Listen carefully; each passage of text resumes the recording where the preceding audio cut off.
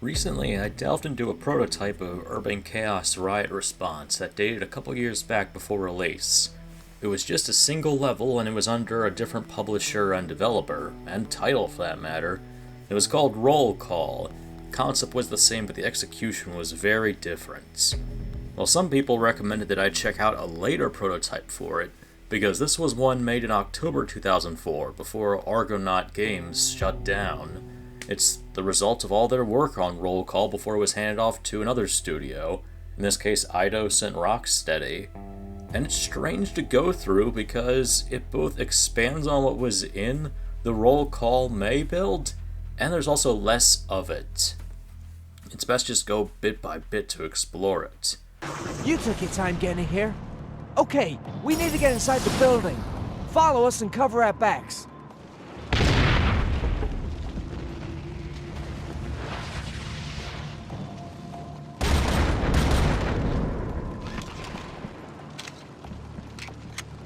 Take cover! You! Take that guy down! He's on the roof! If you wait too long on the title screen, you'll get a trailer for it with some licensed music, and also a release date of summer 2005. It seems like that might have been doable, albeit with some major polishing and cleanup, because the game is far from perfect in this state. It's still going to need a lot of work, as you can tell, in due time. When you start it up, you get an option to see a mock-up menu, presumably what the main menu would have looked like had they finished it up. Kind of reminds me of the Manhunt 2 menu tests. It's neat to see, but it isn't functional. Instead, when you hit start, you're given that same level screen from the May 2004 prototype. And this time you have more levels to choose from. Their naming scheme is strange, I don't know what to make of it, where it's like starting with 099, then 101, 201, going all the way to 4201. It doesn't really describe them that well. There are also options for multiplayer, so that was planned from the get-go, both local area network and online, as well as options for split screen. There are 3 modes for multiplayer: regular deathmatch, fire thief, which is sort of like a capture and hold mode where you have to grab onto what's a baseball bat in this prototype, but I'm guessing is a torch in the intended final game, and you need to hold onto it for a certain amount of time to win. And then there's Last Man Standing, which is sort of like elimination from Time Splitters. Whoever has the most lives at the end wins, and you're trying to eliminate the other person's lives. There are no bots or anything, so all I could do was really just walk around the levels. There are a few multiplayer levels, but we'll delve more into that when we get to multiplayer proper. The first level you can choose from the menu is 099, and that isn't really a story level, it's more of a testing area. There's an enemy throwing Molotovs, some guns, and other items along the table, which basically makes up the game's entire arsenal. You have different options for taking down the burner that's throwing Molotovs at you. Something you're going to notice is that the guns in this, and the weapons in general, aren't as effective. Like, the melee weapons, as far as I can tell, they couldn't even land hits on enemies, whereas enemies could damage me with them. The shield is decent, not as powerful as the final game, but it is what it is. The taser is awful in this. It's not like in the final game where you hold it down and you stun an enemy if you hit them long enough. You have to charge up an attack with your taser, you have to make sure the shot's lined up, and if you hit your target, you can then handcuff them. And this is all assuming you're not getting hounded by other enemies, which does happen quite a lot in my experiences with it. The pistol is still a Beretta, but with 13 shots instead of 8. The shotgun's still a SPAS 12, though its stock has been folded back, at least in first-person view. In third-person view, the stock is folded and it has a wooden pump, which is kinda odd. Reminds me of the Remington 870 Police. The assault rifle is an M4, and the machine gun is now an Uzi, or a micro Uzi in this case, which sort of brings it closer to the final game. There's also the cleaver, the baseball bat, the Molotov, less lethal grenades, CS gas grenades, your general arsenal. There's also an area in that testing spot where you can pick up and carry an enemy around. Carrying people is a feature in this build. It's not like the final game where the emergency personnel are carrying other people or you're escorting civilians. Sometimes you're going to have to carry civilians or other injured personnel out of harm's way. And that limits what you can do to fight back. You can't reload a gun unless you drop whoever you're carrying. So it kind of puts you in risk versus reward situations about whether to press on or whether to try to stop and reload before taking on any other enemies when carrying someone. That's all there is to the testing area. It's kind of just this dusty looking building with high ceilings. Kind of reminds me of like the back of a church or something. Level 1-01 is actually similar to the final game. It's the canals level from the final game, in fact. And generally speaking, it's similar, just rougher overall.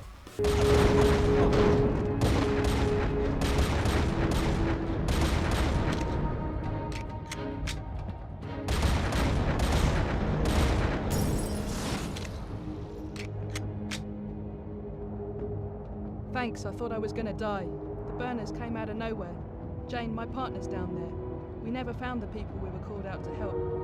You gotta get to Jane if she's still alive and find those people. You're going in as Nick Mason, a member of Unit G18 instead of T0.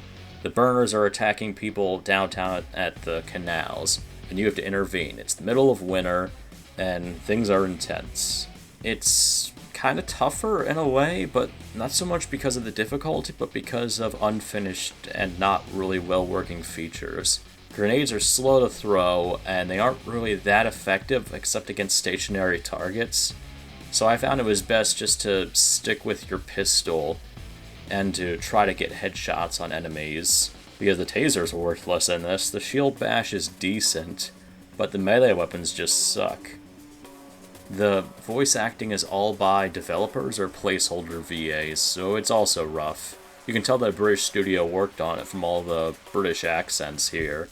But that's to be expected. This was still probably at least half a year, if not more, before release.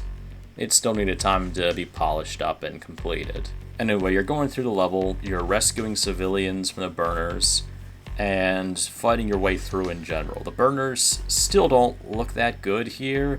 They don't have the mask designs of the 2006 Urban Chaos Riot Response setting. I gotta say, they really stepped up their game. Rocksteady did a great job giving personality and this menace overall to the way the burners looked. I'm gonna fucking kill you, man! Eat a small fuck,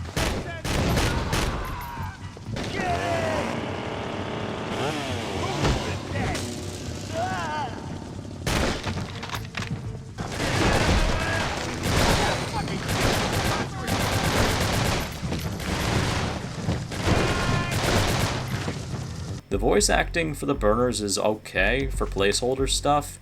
It's not like the final game where they got people like Cortez's voice actor in. Anyway, you beat this when you're able to rescue 2 civilians from the burners in a warehouse. You move on to level 2-01. This isn't exactly like a particular final level, though I guess you could say there are elements of it. You're in the alleys, and firemen are trying to deal with fire set by the burners while getting shot at by them. The burners are carrying shotguns, and interestingly, their guns seem to fire slugs instead of buckshot. They shoot singular shots before reloading, which gives you time to put your shield up and maybe get some shots off of them before taking cover. There's also a guy on the opposite roof who's throwing explosive barrels. He's kind of tough to see, but if you shoot his head or you shoot the barrels he's carrying, you'll kill him, and the fireman will be safe. From there, the firemen free a civilian trapped under some rubble. You pick him up, carry him over to the paramedics, then you have to escort the firemen deeper into the alleys, where there are more fires and more burners waiting to ambush you. I needed to use the debug menu because I kept getting my health worn down by cheap hits from the burners. There's a part where the firemen are extinguishing fires, and you're supposed to crawl under this hole that's blocked off by a fire, but the firemen never finished up extinguishing the fire next to it. It seems like this level isn't finished, because even when I went ahead and lowered some stairs to what looked like the next objective, the firemen never finished up their work with extinguishing fires, and I wasn't able to proceed even when I doubled back to the paramedic. I'm guessing there was more planned for this level, but it wasn't finished in time before Argonaut closed. Level 3-01 crashed. I'm not sure if it's a PCX2 issue, an emulation issue, or something else. If there's a corrupt file, who knows. It would have been neat to see what this had in store, but I wasn't able to get it working at the time of recording. Level 4-01 is set in an intense street battle between the police and the burners. You start out seeing this guy declaring the end of the world before succumbing to what seems like gas or smoke inhalation injuries. Judgment Day is here! The saints are coming for us! They're gonna kill us all! Repent! Repent, for the end is nigh! In another run, I accidentally shot him to death, and the game carried on like I'd done nothing. It was a little surreal, but, I mean, early build and all. Gotta give it credit there. Anyway, you have a policeman backing you up this time. You can give him orders to move around, to stop, to target certain enemies. A news helicopter watches over the gunfight and comments on it. The police intercom that's in touch with you actually feeds some of the news audio over to you. Hey Mason, get a load of this. You're on TV. I'll patch it through. Received. I can see G18's rising superstar, Officer Nick Mason, who is bound to lead the city fight against gang warfare. There's clearly a lot of gunfire down there, and it's difficult to see just how many gang members are in attendance. It's clearly going to be a struggle for the police to secure this area. Looks like you're the real hero, Mason. Anyway, you fight your way through the burners, you reach a hotel where a manager has reported that the burners have trapped him inside.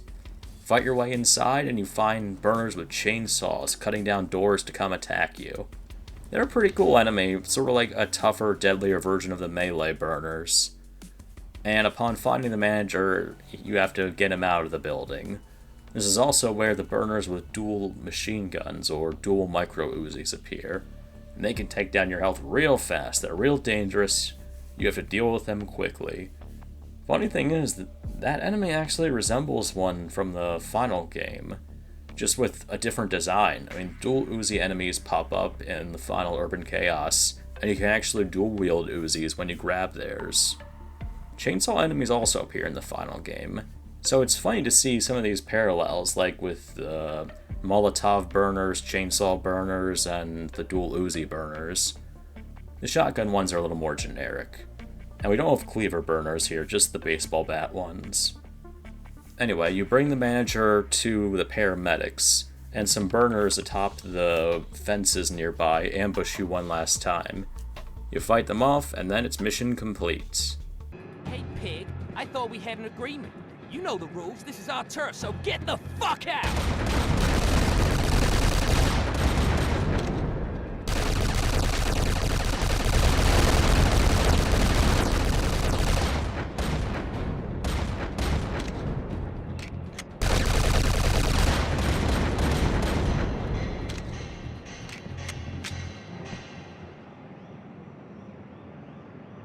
Level 12-01 also crashed for me. Don't know why, don't know what caused it. I had to move on. The levels that I completed also froze at the end of it. I don't know if the logic to move on to the main menu wasn't there or what. It was strange. The rest of the levels are just multiplayer levels. They aren't campaign levels, unfortunately. Level 30-01 is a police station. Level 31-01 is sort of this warehouse-looking place. There's also a sewer area you can explore. It kind of reminds me of the Canals warehouse. Maybe it was built off that, who knows. Level 41-01 is interesting. It's sort of like a kill house in a way. A training area, this building that feels like it was deliberately set up to run through to complete a certain scenario for military or police training. Sort of like the Kill House section of Max Payne 3's police station, or Ready or Not's police station, or even the SAS training from Call of Duty 4's intro. Lastly, level 42-01 is cut out of the canals, so to speak, from the final game end here, repurposed for multiplayer. There's nothing much else to it. You just get to explore more of the area with less of it blocked off without enemies to deal with. It's neat. Would have been cool to see in action in multiplayer, but given how unintentionally slow-paced roll call can be, I'm not sure how much fun multiplayer would have been. Some other quirks about this build is that this has a debug menu, and the thing is it's lacking some features from the May 2004 build. I'm starting to think that was a vertical slice. I don't think that necessarily represented what had been finished at the time, or what had even been prepared by October, because that level isn't present in this build unless it's one of the ones that crashed. There's something else that's missing that shocked me, and that's the weapon upgrade system. I mean, sure, weapon models are new and stats are different, but there's no option in the debug menu to upgrade your guns at all. Not visually, not with stats.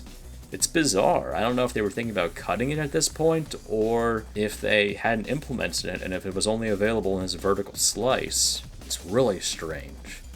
Another oddity is a time attack mode that you can enable with the debug menu. It sets a timer that counts down. I've got to admit, the timer's really punishing, and you have a certain amount of time to finish the level, and if it runs out, you fail. I don't know how much fun I would have had with this, especially considering that roll call is pretty unforgiving of a game as it is. Maybe again, the final polished version of this would have been good enough. It would have worked well with multiplayer, with time attack. But as it is, it just was really a strain to go through the existing levels with this countdown. It was a little easier by cheating in the M4, but that wasn't the intended gun that would have been given in that level, so it was cheating. But those are the features of the Roll Call 2004 build. I tried getting an online server going, but naturally that didn't work. I don't know what I expected. I gotta say, this concept is interesting. If they could speed up the pace of how, the grenades work, if they could make the taser better, if they could improve aspects of checkpoints and difficulty, this would have worked. I think they could have pulled off a summer 2005 release. It's just that Argonaut went under, so there wasn't really a company backing up this project.